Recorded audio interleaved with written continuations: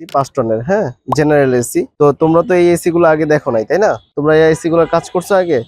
একটা জিনিস কিন্তু তোমাদেরকে পড়ানো হয়েছিল, কন্ডেন্সার, ইভাপোরেটর, কম্প্রেসার, বিভিন্ন রকম টাইপের কম্প্রেসার তোমাদেরকে দেখানো হয়েছিল। তো এর মধ্যে একটা কম্প্রেসার হলো, আমাদের ভিডিওতে দেখছিল না যে কম্প্রেসার নিয়ে বিভিন্ন স্পেসিফিকেশন বলা হয়েছিল, বিস্তারিত বলা হয়েছিল। তার মধ্যে এই কম্প্রেসারটা হলো তোমার স্ক্রোল টাইপ কম্প্রেসার, স্ক্রোল, হ্যাঁ।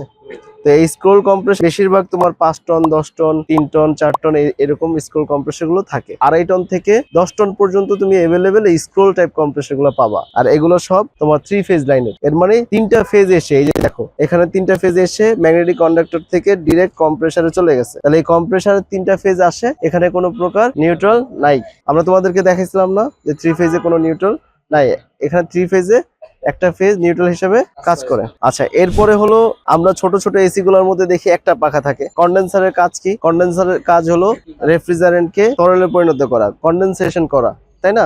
এতে কি হয়? তাপ উৎপন্ন হয়। এই তাপটাকে রিলিজ করার জন্য এই ফ্যান সাহায্য করে।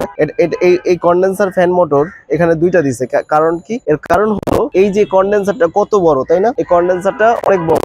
এই কন্ডেন্সারের হাওয়াটা বের করার জন্য মূলত তোমার 2টা ফ্যানের ব্যবহার করা হয়েছে। যদি এটা ছোট হইতো তাহলে কয়টা হতো? একটা হতো। তো এইখানে তোমার আরেকটা জিনিস আমি দেখাই, এই যে এটার নাম কি বলতে পারো? কি বলো তো? না, এটার নাম হলো অ্যাকুমুলেটর।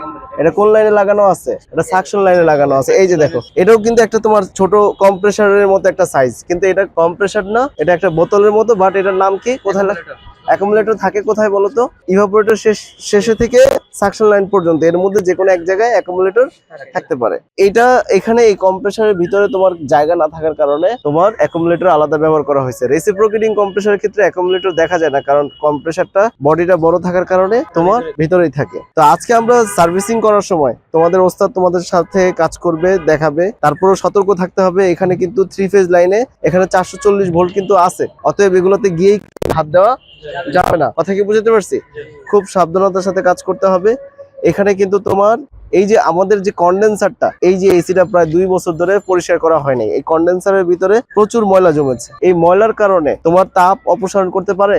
অপসারণ করতে পারে না। তাপ অপসারণ না করতে পারলে তোমার ঠান্ডা কম হবে, কম্প্রেসারের উপরে চাপ পড়বে। এই জন্য আমরা আজকে যে করছি, মসজিদের এই যে এই পাশ থেকে দেখাই, এই যে এখান থেকে এখানে ঘুরায় দেখাই প্লিজ একটু ভাই। এখান থেকে এই পর্যন্ত সবগুলো এসি আমরা কিন্তু পরিষ্কার করছি, তাই না? আজকে আমাদের পরিষ্কার করার সময় মাথায় রাখতে হবে, আমাদের এখানে যে সিনিয়র ওস্তাদ আছে, সেই ওস্তাদের কথার বাহিরে আমরা কোনো প্রকার যাব না। ওস্তাদ যদি বলে এটা করো, এটাই করবো, এর বাহিরে আর কোনো কাজ করার চেষ্টা করবা না। কারণ একটা দুর্ঘটনা ঘটলে এটা জীবনের জন্য ঝুঁকি হবে। করা যাবে? করা যাবে না। তাহলে আমরা বুঝে নিই, এখানে আউটডোর ইউনিটের ভিতরে তেমন কিছু নাই, কিন্তু একটা condenser fan motor, condenser, compressor, এখানে service bulb, connector, magnetic conductor, capacitor, 2টা ফ্যানের ক্যাপাসিটর, এখানে একটা থার্মোস্টেট আছে, ঠিক আছে, এখানে কানেক্টর, এর বেশি কিন্তু কিছু নাই। তাহলে আমরা মেইনলি হলো যে এই আউটডোর ইউনিটটাকে আমরা ক্লিনিং করব, ঠিক আছে। টুকটাক যদি কোনো সমস্যা থাকে ওস্তাদের কাছ থেকে দেখবা যে কোন সমস্যাটা সমাধান করতেছে, কি কারণে করতেছে। এটা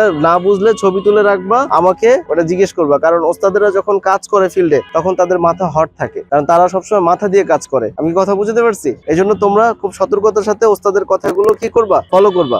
ক্লিয়ার?